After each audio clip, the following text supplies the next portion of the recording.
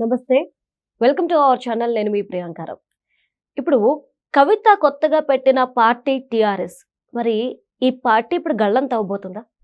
దీనికోసం కవిత న్యాయ పోరాటం చేయబోతుందా? అసలు కవిత పార్టీ చుట్టూ ఎందుకు ఇన్ని క్వశ్చన్స్ రేజ్ అవుతున్నాయి? అసలు ఎందుకు ఎలక్షన్ కమిషన్ తన అప్లికేషన్ని క్లోజ్ చేస్తానంటూ ఎందుకు చెప్తుంది? ఇప్పుడు ఇవే క్వశ్చన్స్ రేజ్ అవుతున్నాయి. దీని మీద ఒక క్లారిటీ తీసుకునే ప్రయత్నం చేద్దాం. మనతో పాటు సీనియర్ జర్నలిస్ట్ సిఎస్ రావు గారు ఉన్నారు. ఆయనతో మాట్లాడదాం. నమస్కారం సార్. నమస్తే సార్, అంటే కవిత ఒక పార్టీ పెట్టుకున్నారు. ఇప్పుడు ఆ పేరు ఖాళీగా ఉంది కాబట్టి తను యూజ్ చేసుకుంటున్నాను అన్నారు. మొదట అనుమతి ఇచ్చింది ఎలక్షన్ కమిషన్. ఇప్పుడేమో అనుమతి నిరాకరిస్తాం, 3 పేర్లు చెప్పంటే 15 రోజుల్లోగా, లేదు అంటే మీ అప్లికేషన్ క్లోజ్ చేస్తాము అంటుంది. ఈవిడేమో న్యాయ పోరాటం చేస్తాను అంటుంది. అసలు కక్ష కట్టారా? కవితని ఇంకా రాజకీయాల్లో లేకుండా చేద్దాం అనుకుంటున్నారా ఎవరైనా? ఇప్పుడు తాజాగా ఈసీ వ్యవహరించినటువంటి తీరును కనుక మనం అబ్జర్వ్ చేస్తే కొంచెం డెప్త్కి వెళ్ళి ఢిల్లీలో రాజకీయ పరిణామాలు ఏ విధంగా జరుగుతున్నాయి అనే దాని మీద మనం నిశ్చితంగా కనుక పరిశీలిస్తే బీఆర్ఎస్ పార్టీ బీజేపీ ఒకటి కాబోతున్నాయేమో రాబోయేటువంటి రోజుల్లో అనేటువంటి అనుమానం కలిగేలాగా తాజాగా ఈసీ రాసినటువంటి లేఖ కవితకి అనిపిస్తుంది. ఎందుకు అనంటే వాస్తవంగా 2 అభ్యంతరాలను వ్యక్తం చేస్తూ ఈసీ లెటర్ రాసింది. ఆ 2 అభ్యంతరాలకి వివరణ ఇస్తూ రిప్లై కూడా ఇచ్చారు కవిత గారు. ఆ రిప్లై సాటిస్ఫై అయ్యింది ఈసీ. సాటిస్ఫై అయిన తర్వాత టీఆర్ఎస్ పార్టీ తెలంగాణ రక్షణ సేన అనేది ఓకే చేస్తూ ప్రచారం కూడా చేసుకుంటూ ఉన్నారు. ఇప్పుడు ఆల్ ఆఫ్ సడన్గా మీరు టీఆర్ఎస్ పార్టీ బదులుగా మరొక పేరుని ఏదైనా ఎంపిక చేసుకొని ప్రతిపాదనలు పంపించండి అని చెప్పి సెంట్రల్ ఎలక్షన్ కమిషను లేఖ రాసిందనంటే దాని వెనక ఖచ్చితంగా ఏదో ఒక పొలిటికల్ ఎజెండా ఏదో ఉండి ఉంటుంది, పొలిటికల్కి సంబంధించిన ప్రెజర్ ఏదో ఉండి ఉంటుంది అనేది సర్వసాధారణంగా వచ్చేటువంటి అనుమానాలు. సాధారణంగా ఎవరైనా సరే పార్టీకి అప్లై చేస్తే పార్టీ పేరుని వాటికి అభ్యంతరాలు ఏమైనా ఉంటే తెలపండి అని చెప్పి పత్రికాముఖంగా ప్రకటన చేస్తారు. అటు 2 జాతీయ పత్రికల్లో 2 ప్రాంతీయ పత్రికల్లో ప్రకటన ఇస్తారు. ఆ ప్రకటన చూసిన తర్వాత ఎవరికైనా అభ్యంతరాలు ఉంటే కనుక రాతపూర్వకంగా తెలియజేస్తారు. అలా దాదాపు 700 అభ్యంతరాలు వచ్చాయని చెప్పి ఎలక్షన్ కమిషన్ చెప్తుంది. తెలంగాణ రక్షణ సేన మీద 700 అభ్యంతరాలు వచ్చాయి అని చెప్పి. కానీ మరి 700 అభ్యంతరాలు వచ్చినప్పుడు 2 అభ్యంతరాలు మాత్రమే క్లారిఫికేషన్కి మరి ఎందుకు కేంద్ర ఎన్నికల సంఘం కవిత గారికి పంపించినట్టు వాటి క్లారిఫికేషన్ ఇచ్చారు కదా, మరి మిగతా అభ్యంతరాలు ఏంటి అనేది అసలు కవిత గారికి తెలియదు కదా, దానికి ఎలా సమాధానం చెప్తారు?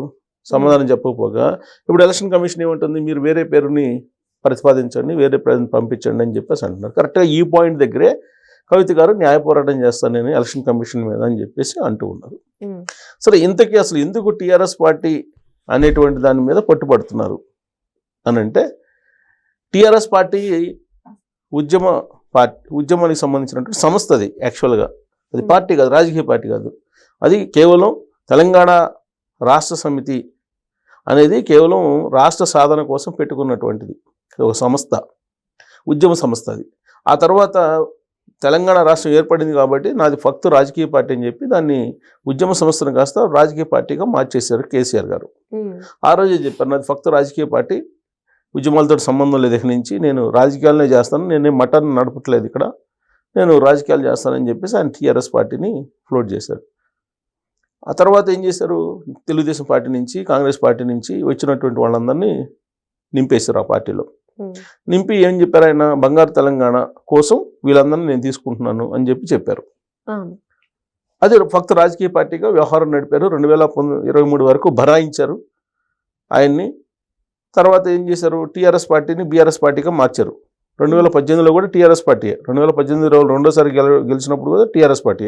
ఆ తర్వాత 2022లో దాన్ని బీఆర్ఎస్ పార్టీగా మార్చి దేశకీ నేత అని చెప్పి కేసీఆర్ గారు, నరేంద్ర మోడీ గారికి పరిపాలన తెలియదు, నాకే తెలుసు, ఆయనకి అసలు తలకాయలో మెదడు లేదు, ఆలోచించే పరిజ్ఞానం లేదు, నేను ఆలోచిస్తాను, నేను వాటర్ ఎలా యూటిలైజ్ చేసుకోవాలి, కరెంట్ ఎలా యూటిలైజ్ చేసుకోవాలి, ఇవన్నీ నాకు తెలుసు, నాకన్నా నరేంద్ర మోడీకి ఏం తెలుసు, నేను అనేక పుస్తకాలు చదివాను, నేనే దేశకీ నేత అని చెప్పి ఆయన చెప్పి అనేక రాష్ట్రాలకు కూడా వెళ్ళారు.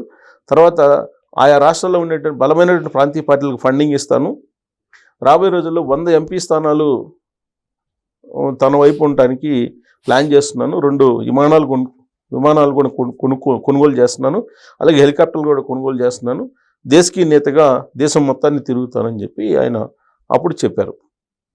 సరే 2023 అసెంబ్లీ ఎన్నికల్లో ఆయన దిగిపోయిన తర్వాత ఇక ఆయన ఫామ్ హౌస్కి పరిమితం అయిపోయారు. పైగా 2024లో వచ్చిన లోక్సభ ఎన్నికల్లో 0 బీఆర్ఎస్ పార్టీకి వచ్చిన ఎంపీల సంఖ్య. సో ప్రతిపక్షంలోకి ఉంది బీఆర్ఎస్ పార్టీ, ప్రతిపక్ష నాయకుడిగా కేసీఆర్ గారు ఉన్నారు, ఇవాళ కూడా అసెంబ్లీకి హాజరు కావట్లేదు. ఎంపీలు 0, లోక్సభలో బీఆర్ఎస్ పార్టీకి 0. ఇదంతా ఎందుకు జరిగిందయ్యా అని అంటే రివ్యూ చేసుకుంటే టీఆర్ఎస్ పార్టీని బీఆర్ఎస్ పార్టీగా మార్చినందువల్ల ఈ నష్టం జరిగింది, లేదంటే మళ్ళీ అధికారంలోకి వచ్చి ఉండేవాళ్ళం అని చెప్పి పార్టీలో అంతర్గతంగా చర్చ జరిగింది. అలాగే కేసీఆర్ గారు మూఢనమ్మకాలను పెంచి పోషిస్తారు అనేది ప్రధానమంత్రి నరేంద్ర మోడీ గారు అనేక సందర్భాల్లో చెప్పారు. ఆయన కూడా ఒక సెంటిమెంట్ ఫీల్ అయ్యి మళ్ళా బీఆర్ఎస్ పార్టీని క్లోజ్ చేసేసి టీఆర్ఎస్ పార్టీని మళ్ళీ బయటికి తీసుకురావాలనే ప్రయత్నం చేశారు. కానీ ఎన్నికల కమిషన్ నుంచి సానుకూలమైనటువంటి వాతావరణం కనిపించాల. దీంతో బీఆర్ఎస్ పార్టీని కంటిన్యూ చేస్తూ ఉన్నారు ప్రజెంట్.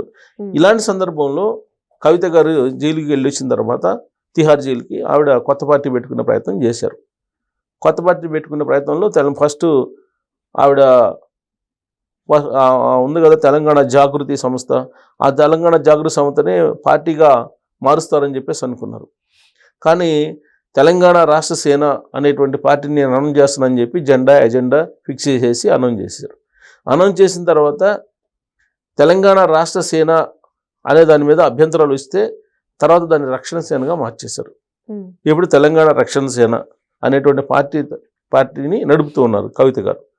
సో దీని మీద ఇప్పుడు మళ్ళీ అభ్యంతరాలు వ్యక్తం చేస్తూ అసలు టీఆర్ఎస్ అనేటువంటిదే ఉండకూడదు అనేది కొంతమంది ఉద్యమకారులు, కొంతమంది ప్రజాప్రతినిధులు, ప్రత్యేకించి బీఆర్ఎస్ పార్టీలో ఉండేటువంటి కేటీఆర్ గారు వీళ్ళు ఎలక్షన్ కమిషన్ దగ్గర మ్యానిపులేట్ చేశారు, ఎలక్షన్ కమిషన్ దగ్గర లాబింగ్ చేశారు.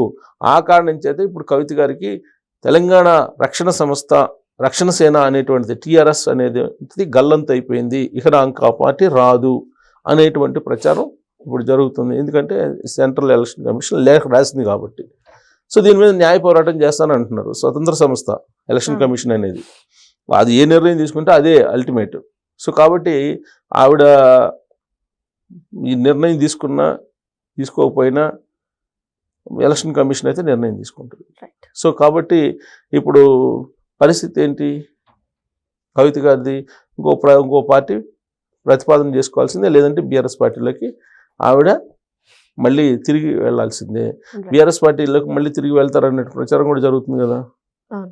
బహుశా ఈ హడ్డిల్స్ అన్ని ఎందుకు నువ్వు బీఆర్ఎస్ పార్టీలోకి వచ్చేసి మళ్ళీ అని చెప్పి బీఆర్ఎస్ పార్టీలోకి వెళ్ళిపోయి బీఆర్ఎస్ పార్టీని రద్దు చేసేసి టీఆర్ఎస్ పార్టీని మళ్ళీ కేసీఆర్ గారు బయటికి తీసుకొచ్చేటువంటి ప్రయత్నాలు జరుగుతున్నాయి. అందుకు బీజేపీ సహకారం ఉంది అని చెప్పి తెలుస్తుంది. సో కాబట్టి రాబోయేటువంటి రోజుల్లో బీజేపీ బీఆర్ఎస్ పార్టీ ఒకటిగా కాబోతున్నాయి అనే దానికి కవిత తెలంగాణ రక్షణ సేన పార్టీకి ఎండ్ కార్డు పడుతుంది అనేది ఢిల్లీ వర్గాల్లో జరుగుతున్న చర్చ. Thank you so much.